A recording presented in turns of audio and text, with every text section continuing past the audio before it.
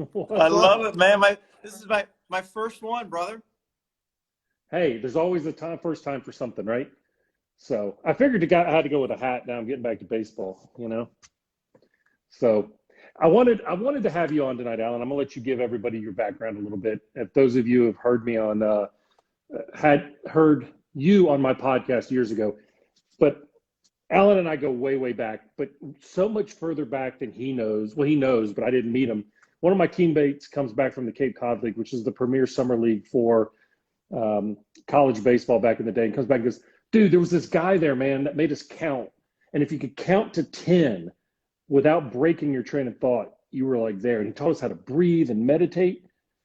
And come to find out it was Alan. So that was 30 years ago. We just had our 30th anniversary of our first national title team.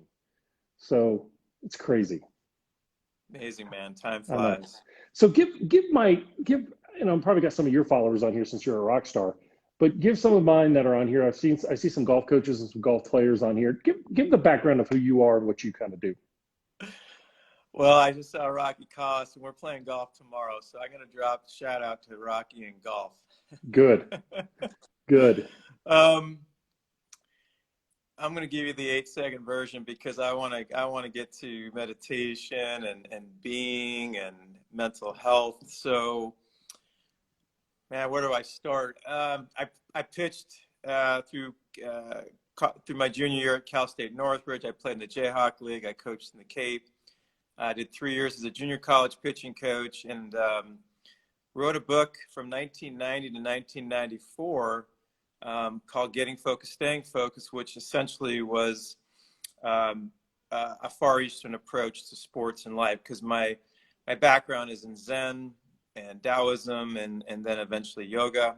So, I just try to come from that point of view because it resonated with me, because one of the things I took away from Zen right away, especially as an athlete, I related to was no mind or no thought. And, one of the most key principles of Zen is this idea of when you're not thinking, your instincts take over.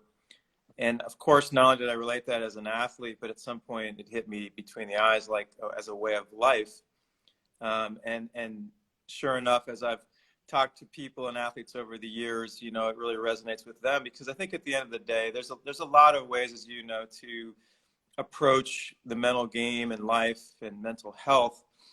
But I think really one of the most fundamental pieces, no matter which way you slice it, is this idea of being quiet, of being empty, of being relaxed, of being present, and really allowing the flow of the game or the flow of life to take over, because I really feel like that's where the power, and I mean the word power in the most organic way. So anyway, I've been doing this for, like you, a long time, 30 years. And I guess like you, we're just both so tickled, I'd almost say relieved at how much this field has grown. I remember when I started in 1990, and granted I was brand new, but still it felt sort of like you had 7 eyes when you walked into a room to talk about mental game or mental training. And it just means so much to me that so many people on the front line like yourself have really brought this message home to where now it's normal. It's normal to talk about optimizing our mental well-being, looking at mental health as our VP, China McCarney, talks a lot about. Shout out to China, because he has a nonprofit, Athletes Against Anxiety and Depression. And it's like if you injure your ankle in a game, you're going to right away get treatment for it. It's no big deal. And the mental part of this should be the same thing. If you have a mental issue or challenge, it's just look at it in a very healthy, holistic way. And so anyway, that's my 2.5 minute overview. How's that? Well, no, I love it. How'd I do? You did awesome. And as you can tell, there's a lot of baseball dudes and dudettes on this who also know you from your bands, which are amazing, but we'll talk about that later. But I think you said something, right, which is about meditation and clarity. You said something that you said no thought, and I'm going to challenge you on this. Okay. Yeah. Because I think a lot of people hear no thought as no thinking. What to me, as I've kind of explored my own depths of meditation, think is no thought is almost acceptance in what we talked about earlier, which is maybe more along the lines of neutrality of thought versus the absence of thought, because it's hard to shut off the mechanism, isn't it? Yeah, so that's why, in a way, no thought. It's sort of a paradox, right, Brett? And we both Mm-hmm. know there's a lot of paradox in the Far East, and Far East everywhere. There's Yeah. paradoxes, and I would say that the paradox is this: on the surface, the idea is no thought, meaning just pure instinct, pure organic, natural movements. Um, but that doesn't mean that when we're sitting in a meditation or we're in between pitches or between shots on the course, it doesn't mean we're not going to have thoughts come up. I think Right. no mind or no thought really, as you know, has more to do with the response, because thoughts, Yes, that's the important thing. Yes. it's the response, right? Because I don't know, the latest research I saw from Dr. Shana Shapiro, who's a leader in the field of mindfulness, actually in the world. She's amazing. Is I believe we have approximately 70,000 thoughts a day on average, and I think 69% of them may be negative. And it's sort of like, okay, so if we know going into this, there's a lot of thoughts. We have we've practiced well thinking, so to speak. It's again not, and I'm really glad you brought this up. It's so important for people to realize that this is not about you shouldn't have thoughts. This is about if you have thoughts, what is your reaction to it? And this idea of no mind and no thought and being neutral, as you said, is that's to me, an optimal way to navigate through any kind of thinking. Yeah. It's one of those things. I can remember, walking out on the mound at times, and you're so locked in that you're in this tunnel, right? And you just can't wait to get in the midst of it. And then there are other times where you could see certain things in the stands, you could see movement and all that. And the goal was how to get yourself back into a frame of mind that had like a singular purpose. But it's inconceivable for us to think that we don't have a negative thought that pops in, or don't walk this guy, or don't hit this ball out of bounds, or one of those things. And so the real neutrality of it is that it's like, it's okay. Like, so what? Like, the thought doesn't mean anything. And I used an example on Twitter this morning. We had a little scary situation last night, and we live in a neighborhood where it's really hard to get to where our house is. And we've been in this house for about 8 months. We built it, and it's a great place. But at midnight, our door chimes went off, like somebody was opening a door and coming into the house. As my wife and I, we don't usually set our alarm because there's no need to. And as we're in the master suite, the master part of the house, it was like, oh shit, do we go out there and take a look? Do we go out there and do something? And the thoughts that I had in my mind during that time was there was an absolute intruder coming in to kill me and get us. And I'm sitting there thinking, I don't have a gun, idiot. I don't have anything in this room, idiot. I mean, I could call the cops, but I looked at the cameras that we had set up outside. I didn't see anybody out there. The likelihood of somebody intruding on our house was like 0%, 0.0. But in my mind at that time, that negative thought took over, and I laid there for 2 hours. I mean, I kept thinking, if somebody's going to kill me, they'd come in by now. And that's kind of what the power of the negative thought is, right? It just it's so irrational. I would just say even the power, well, irrational is a good way of putting it, but really any thoughts, because the most simple thoughts, and believe me, I'm not taking away from the degree of what the challenge you're dealing with, but I think really it's amazing, but even subtle thoughts could be very, very tricky. They could seem not as kind of in your face. And those actually can be the ones that also can work you, because it's not maybe an in your face, and it's a subtle thing. And that's why I like no mind, because no mind in a way and no thought, what it does is it sort of keeps it very black and white. When you know that your response is not, here's another term I like, neutral to what the thoughts are. So we're allowing them to be in there, as we talked about earlier. Allow them to be. Don't put up resistance. No don't give it judgment. Energy. Don't judge it. What was that? Yeah, like no judgment. Don't judge what you're feeling. I lost you no there, judgment. But yeah, so keep going. Neutrality, no judgment. Allow them to be there. They're fine. But here's another really huge piece that I've found is pretty important, which is redirect attention. And here's the cool thing. Attention is not a thought. So as an example, my mind says I've got a very important birdie putt here on the 8th hole. If I make this putt, I'm in the lead. So right away, that thought can conjure up, as you know, a million things. Now, if my first response is, wait a minute, be neutral, you may say, okay, but now where do I go with it? Because it's going to want to come back up maybe again. And so the idea of redirecting your attention is you then put your attention where you want it to be. So for us, we have all athletes fall back or default to what we call their process. And it's a very popular term, but our process is very specific. So for instance, on a putt, for me, it's, you know, take a deep breath, get my line, finish through my line. That's it. So now if a thought comes up, yeah, but it's an important birdie putt, I'm neutral. I'm not feeding that thought. I'm not even blocking the thought away because that's giving it energy too, as you know. I'm allowing it to actually be there. And then I'm getting to my process and I'm redirecting my attention. And attention is a wonderful thing because attention in and of itself is not a thought also, it's action. So that's sort of like how I feel like those pieces of being neutral and then redirect your attention because it gives you somewhere to go. Yeah, I love that. You gave me a question a couple of years ago that I still think of today. You said, it's okay. You said if you could go out and pitch and you could control three things, yeah, right? How do you think you would do? And I was like, well, you know, I'd take a deep breath.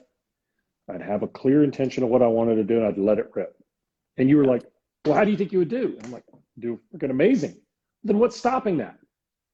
And that's the process, right? It's like, wait a minute, I still control it. I still own that. There's nothing that's going to keep that from me. It doesn't matter where I'm at. Yes, pressure's there. Yes, all this, and I can acknowledge it and I can look at it, but then I can still bring it back to what I want to do. And that's what I love about, because the being process oriented is a very common term, of course. Right. And I love it in and of itself, the idea of being process oriented for many reasons. But we've stolen that word process and we've just sort of put a little bit of a twist on it.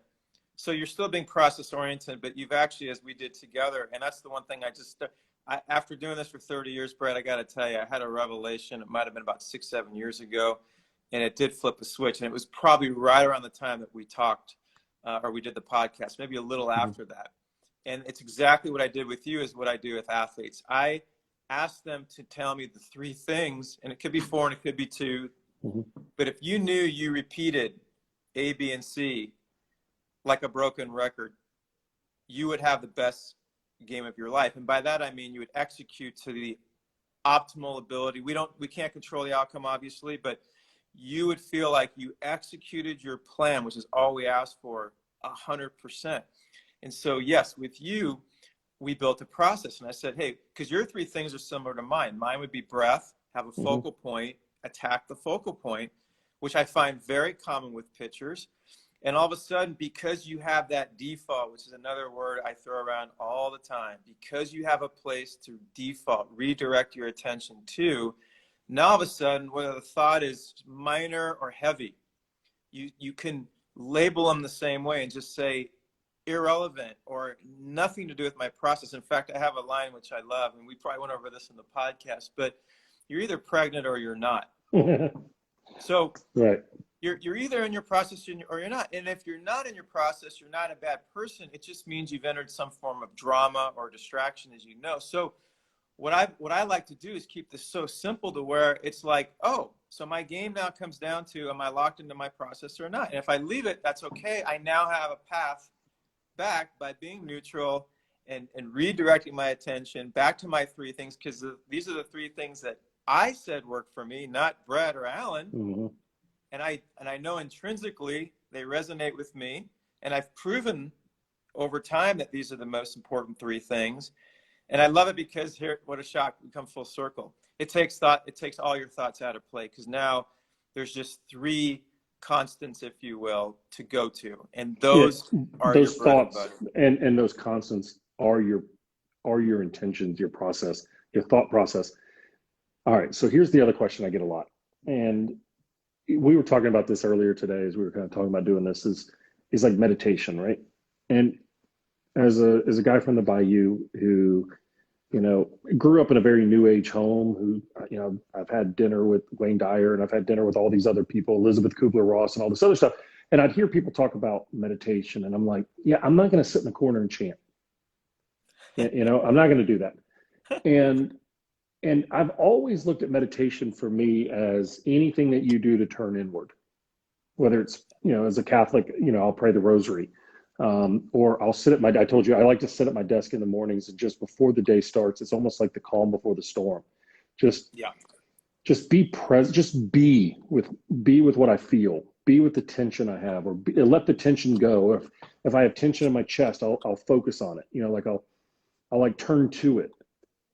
Talk to me about, because we'll see some of our good buddies in the baseball world using a lot of your paradigms, laying down on the field and breathing. We used to do that in gyms, and Skip, Coach Burton would have us doing that, and half of us would fall asleep until it made sense to me.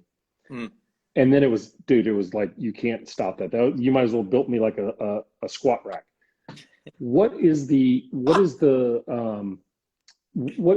meditation process for you? What do you recommend as somebody who's like, all right, I like this, I think it makes sense, but what do I need to do? Because what we bring from home out onto the field matters, right? Well, number one, you said the important thing, openness. That's the starting gate. If someone's open to it, it's a great start. And if someone's not open to it, I always try to say in the nicest way, if the game is eventually 90% or more, it's 99%, as you know, on the PGA Tour, it's 99% at the major league level. So if we know it's 99% at the highest level, and it's at least 90% probably at the 4-year level, I just ask a basic question, which is, if you're spending 40 hours a week practicing on the physical part of your game, but you're telling me that between the lines when the uniform's on, the game's going to be 90% mental or more, and you don't have a practice, even if you don't know what it is yet. So that's sort of the starting point. Are you ready for this one? You ready? Yeah. 15 minutes is 1% of your day. There's a new one. See that? Now all of a sudden, that's what I love about stuff like this. I'm getting better all the time, man. I'll come off. I will. I mean, who doesn't have 15 minutes? Like literally, as busy as we all are, and everybody in this world is, 15 minutes we don't have. I mean, we all have 15 minutes. We have 15 minutes, especially when the 15 minutes is the engine to your car. Correct. It's the gas. Right. Yeah. So I would say, I guess, in answer to your real question, I kind of went a little bit on a tangent there, but I would say that number one, the ultimate goal is for someone to realize that this is a practice, like fly balls and ground balls are going to the range. So I think a lot of people, because the mental game, as you know, can be very intangible. And I think if you can make it more tangible to them, as an example, by saying, look, you're just working on skills. They just happen to be mental skills. I say this all the time. Having a clear mind and being relaxed are skills. We don't roll out of bed, I guess, unless maybe you're living in a monastery or in a mountain. You don't necessarily roll out of bed in this society and be, let's say, totally relaxed, clear, focused, present, not distracted, not in the future, not in the past. So we have to look at our ability to change as skill development. So that's sort of another really important angle, I think, helps people. And I think it takes away sort of the stigma of like what it is. And is that really for me? And it's just, no. Let's get down to the brass taxes. Okay. This is skill development. Would you be a better athlete if you were 30% more relaxed or 30% more clear-minded or 30% less distracted? No, everybody's going to say, of course. Yeah. I'd be a better surgeon. I'd be a better attorney in court. So if that's the case, well, you don't not throw every day to keep your arm in shape. So why would you assume your mind or your ability to relax better, have a clear mind better, would be developed if you haven't put the time in? So I really try, Bhrett, at the end of the day, to simplify this, as we all like to do, and get to a point of like, look, this is a practice. Yes, it happens to be sitting in a chair or laying on a couch or laying on the floor or laying on the beach, but it is a practice. And the idea is, and I'll steal 5 more words from Dr. Shauna Shapiro, because these 5 words radically impacted me. And the 5 words are, you become what you practice. And the second word, become, is the second and the 5th word. You become what you practice. And right now, by the way, and then I'll go back to you. If we have 70,000 thoughts a day or whatever the number is, and those, of course, then theoretically affect behavior, we're very well practiced at our thinking.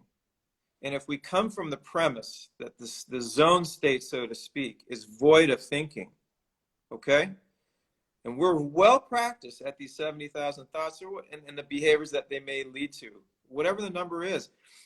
Well, it doesn't take a mathematician at that point to realize that, wow, we've gotten really, really good over the years. As you know, the term is neuroplasticity, right? We've got we've got a lot of stuff that's been, you know, let's say wired or whatever term you want to use. And so if nothing else, we need a practice to maybe do some unwiring, to let go of some old programming. And look, if we're just used to thinking a lot, maybe this was the easiest way to say it, and we want to be really good at not thinking a lot and really not thinking at all, it would make sense that we're going to need a paradigm shift and we're going to need to make a transition.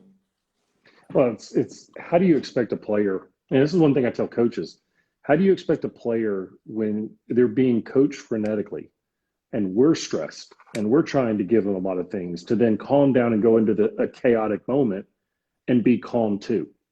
Like, because competition is higher on the mountain. It's more difficult. And as we go up that mountain, and if you're not taking the time off the course, off the field, away from the ballpark, away from the gym, to just invest in slowing it down and just being present, then when it spikes out there, you're already too far down the road to try to because you can't calm it down at that point. It's like sitting next to a good person who's afraid to fly on the airplane. You can't get them to calm down. You know, telling them doesn't help. So, well, and also, sorry, I was going to say also, yeah, go. Think about this as a reference point. If I've taken 1,000 swings, 10,000 swings in the last 5 years, right? I have recall. I have a point of reference to default to. It's now become part of me. Using your example, if I haven't spent time with my breathing and relaxing and clearing my mind daily to where that's become familiar, that's become a part of me, then like you said, even if a coach gives you good advice and says, hey, take a deep breath, their intention is good, but what is your default? What is your recall? What is your familiar connection to? It's almost like you have a bank account and you haven't put any money in the bank account yet, and you want to make a withdrawal on the bank account. Well, what are you withdrawing if you haven't put anything in there? There's a video I'll send you, and I'll put it up somewhere for everybody who's listening to this or follows. There's a guy in North Alabama who's got a vlog on YouTube called Smarter Every Day. And he's got 19 million followers. Have you watched it? Like, he's done the baseball ones and stuff. But he's a NASA engineer, and he's now going around working for NASA and Navy, and he spends some time with Marines. You know, it looks like they're in Hawaii on a helicopter that goes in the water. And it's the best example of mindfulness in the heat of the moment that I've ever seen, because what they teach is, you know, if you and I are in a Chinook that's going underwater, the first thing we want to do is unhook and find the door. But that's the worst thing you can do. And what they teach them to do is when you start going underwater is to grab the bottom of your seat and hold on, and then grab the oxygen and take some deep breaths, because you're always grounded. You know where you are, you know what you're doing, versus jumping out and and you're completely disoriented. It's almost like sitting in the struggle, sitting in the drama, sitting in the moment for a second and realizing you're okay and you have a process to rely on. It doesn't matter what moment you're in the game. It doesn't matter where you are, because I'm grounded to my process. I have that emergency plan that I know to go to. Couldn't agree with you more, man. It's between between having a process in place that you know like the back of your hand, and having a meditation practice in place that you know like the back of your hand. I mean, to me, that is the mental game. That is life. And I feel like, you know, it's such an important point you're bringing up, that if we haven't put that money in the bank, you know, again, what are we withdrawing from, and what's our recall? And we haven't practiced it. And so that's, again, why I just feel like if you're an athlete, and really this is, of course, when I use the word athlete, I really should just be using the word person. Anybody. You know, if you're a person and you're in life, and you want to, I would say, feel better, feel healthier, feel happier, feel more relaxed, feel quieter, feel more present, feel less distracted. Well, you pick it. You pick the part of you that you want to change for the better. It just makes so much sense to say, well, I probably need to do something to change the program. to bring my level of awareness to what is going on in my life. And just by putting time aside and designating a place where you can actually just work on, I know it sounds funny, but to just work on yourself, just like you work on yourself in the gym or at the field. And I just feel like if we can keep it that simple and human beings can look at it from that point of view, it just takes all the stigma, it takes everything away. And now all of a sudden people can look at this in the most common sense angle, like, of course, having a practice every day would be essential to healthier living. So before you get to your kale and tofu salad out on the West Coast, And my what is Slurpee. it in your Slurpee? Yeah. What do you guys? Okay, Californians. I've always been fascinated by this. Those of you on the coast in like Malibu or those great places, y'all live in the ocean. Like in the mornings, it seems like everyone I speak to is like, went and got my dip in the ocean. Is it to me, I've looked at it as what a great symbology of walking into something you simply cannot control and flowing with it. Like there's such an amazing presence of surfer people, for people who are just one with the ocean. It's more than the mountains. It's like I see the rolling waves, I see the undercurrent, and I just roll with it. I can't fight it. I can't hit against it. I can't do anything. And it's just this really amazing mindset that I watch from you West Coasters. Well, you just taught me another thing that I'm going to store away. So thank you, which is I always think of nature as nature, and it still is. I just took actually a photo of the sunset.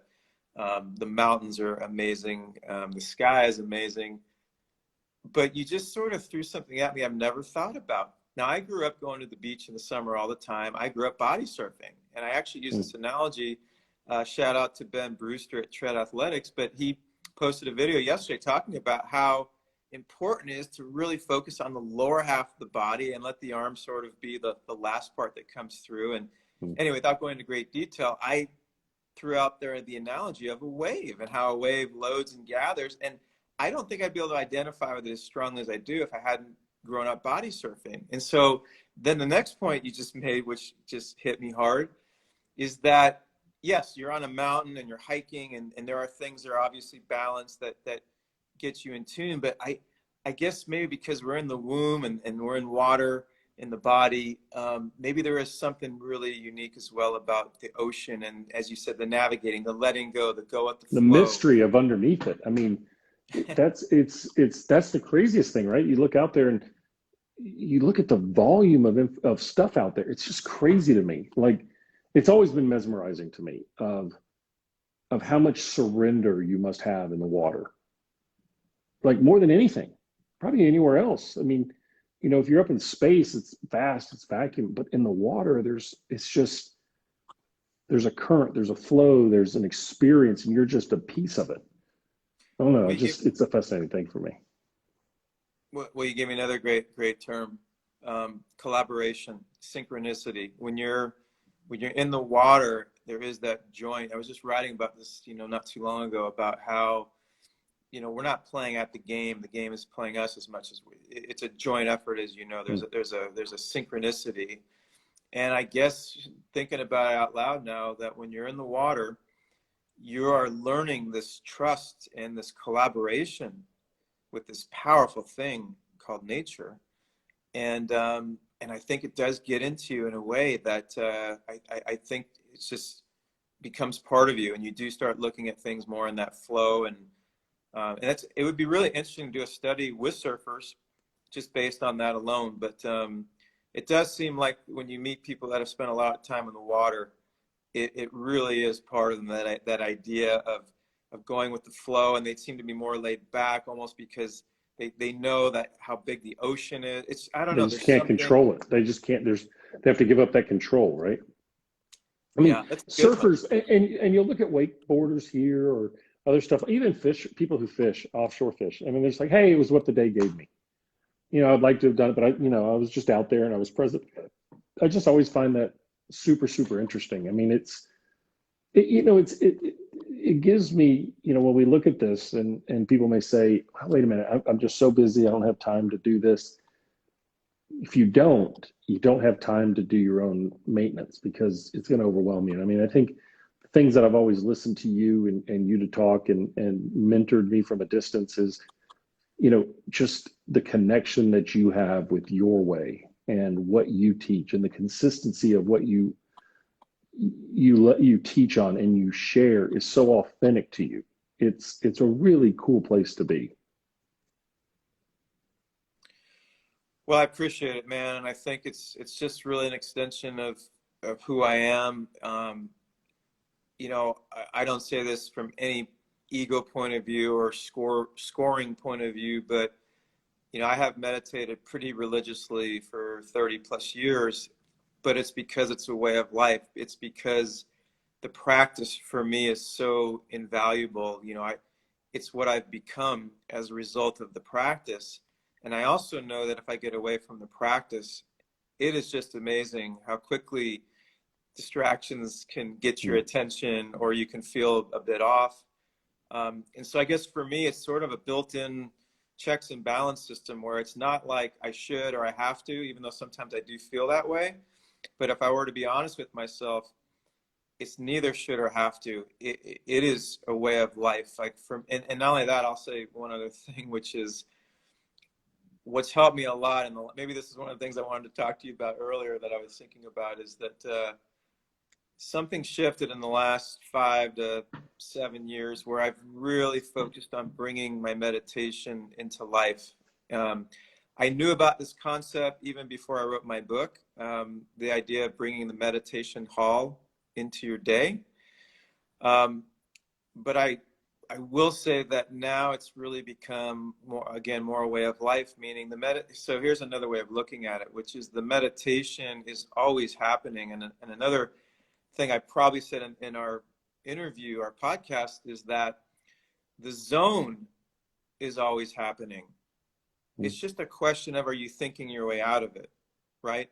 And so from that spirit, if the meditation is always happening, the idea is it's always there. And it's just a question of are we entering thought processes or states of mind that are completely distracting us from it? And it doesn't mean we don't have to think about the future for things or the past, but generally speaking, this idea of bringing your meditation into your day, because look, when an athlete's having the best game of their life, or an attorney's arguing in court the best way of their life, they're in a zone state. Mm-hmm. And to me, that really means that they're in a meditative state. And so again, I come back to this idea of bring your meditation in and of itself has so many benefits, but then the idea is, can you bring that space, so to speak, into life? That to me is I think a big deal. And maybe that's also why I've been relatively consistent over the years as far as what the message is because I think I'm consistently practicing and consistently touching those parts curious. of me that are curious. Are real. What's that? Curious. As we were talking about earlier, I want my athletes to be investigative tourists or exploratory tourists. You're curious. You're on your journey, and you just share your journey. That's cool. Yeah. All right, let's wrap up by talking this World Series. What we got? Look, we're practicing what we preach too, right? Like, I feel like to be sharp at anything, if you're a pitching coach and you're still pitching in Sunday leagues, it's invaluable because you're still working on your craft, and you can work on your mental game and you can work on your physical game. And so I just feel like it's staying sharp, it's staying familiar. I feel like when an athlete asks me a question about meditation, or anybody, or asks me about the process, I just feel like because it is so much a part of me, that I'm speaking from this deep experience. That's also why, Bhrett, over the years, I've pushed sports psychologists hard. Believe me, any of them I've ever met, I've pushed them all. I'm sure I did it with you. Sorry, but I said, look, the process, the game management, the course management is invaluable. It is so cool and important. But where the rubber hits the road is the practice. And that's why. Yeah. Yeah, it's to me, it's everybody's got their own psychological fingerprint, and before we do the process is to what you're talking about is connecting with who you are, and meditation and that that exploratory aspect is so critical that we all have to have as coaches. Please encourage your players to find out who they are and to dive in and understand. Before we wrap up, let me ask you a question. What are you thinking of the World Series here? Well, you caught me off guard a little bit because I have not watched it a lot, but I I'll tell you, haven't. well, I you want to know only my, watched a couple of innings the other night. okay, well, I'll tell you what my first I thought only is, watched. and Yeah, this is yeah. the analytics people will love this one. Um, because I always tell people there is a time and a place for analytics for sure, but we cannot lose the feel of the game in any Mm-hmm. sport. And I put a tweet out the other day during the the league championship series, and I said, "Isn't it amazing how when players have to get on base, they shorten their swing, they look um, because they know that that's how they're going to win, and yet that's not good enough for the season." So I think the thing that stands out to me so far about the World Series or the playoffs is just how much players now are making sacrifices to quote unquote do the right thing, um, as opposed to playing the analytics. And I hope that everybody, notices that use analytics. Don't be dominated. It's sort of like use your process. But if you're thinking about your process like a million times in a row, you can't even think about your shot.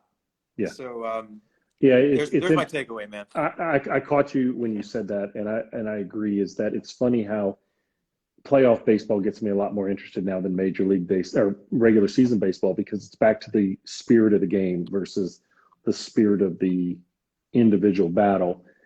And I know people are increasing velocity and they're swinging harder with more, up and all this. But at the end of the day, you got to get the runner over from second with less than 2 outs.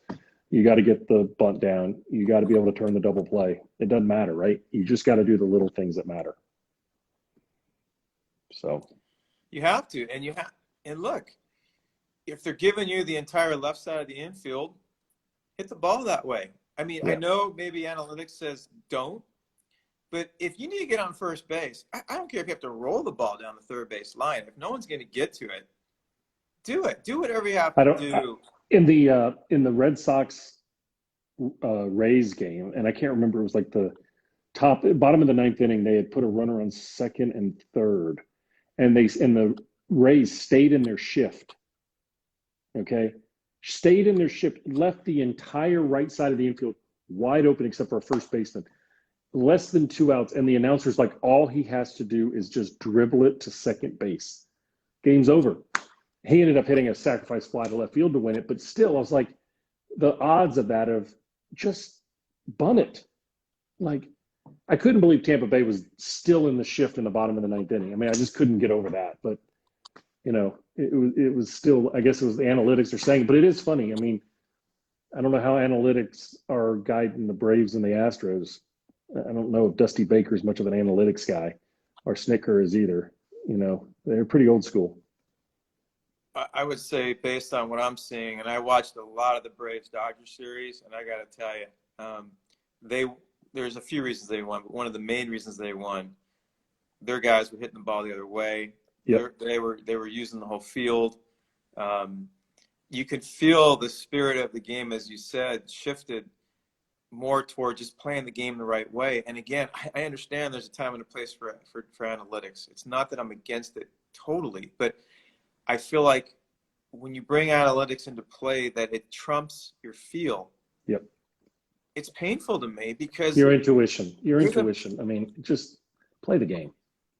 It's your intuition. There's a flow of the game that keeps things in harmony.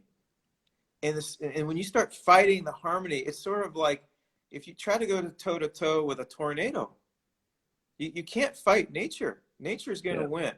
And to me, there's a nature built into the game.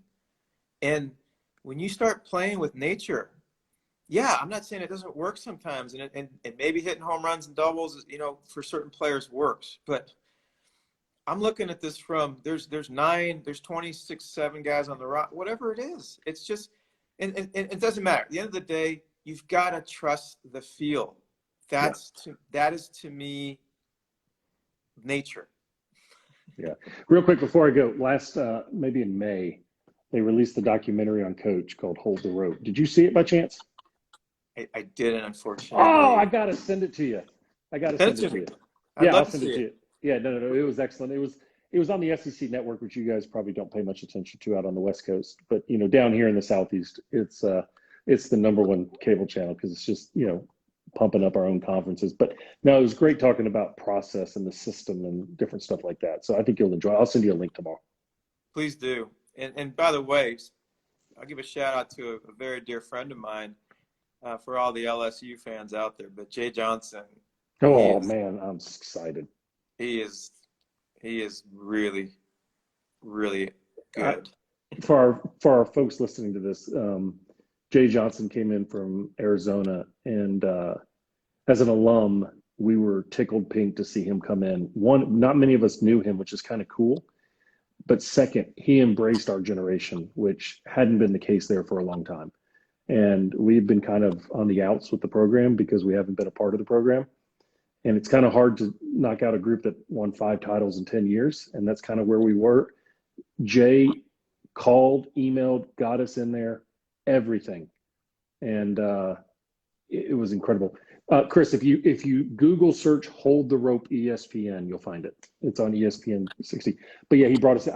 And you know what? They showed a video on the LSU Twitter or whatever the other day, and he was coaching. He was coaching. I'm so excited. I just think it's fantastic. I missed our reunion to meet him, but I'm going to go down there soon and meet him. Well, So, please let him know of our history, and also oh yeah. huge. I was talking mental game with him back in maybe 2003 at USD, and huge mental game guy, huge mental approach with hitting. So it's Oh, he is I saw really their amazing. series against So Ole Miss, and their series against Ole Miss was almost like watch out because it was ridiculous to watch the offense that they were putting up. So I'm you should excited to see what they can look at do the down there. numbers. Sorry, I just um, No, he went to from USD. He was at Reno for I think 2 years before U of A. But look at what he did at Reno, and then also, when you come into a new program, you know, you don't have necessarily your players in there yet, and it's it's a whole new dynamic. He first year at U of A, I think it was his first year. They went to the national championship series, right? So yeah, that's right. so Well, he's got a roster that is stacked down there. It's impressive. I've watched the number of players that have changed their recruitment and have signed, have committed to LSU, and Jacob Berry joining, some of the kids, Dylan Cruz at LSU, and it's going to be a murderer's row. I'm excited to see it. So it'll be good. Alan, thanks so much. I don't want to keep you away from your kale and smoothie, but everyone check him out. J Bands, Jaeger Sports, everything about him. Alan's the best. Make sure you follow what he's doing. Again, thank you and have a great night. Love you, brother. hey, thank you for having me on, brother. You got it, man. We'll talk soon. We'll be in touch.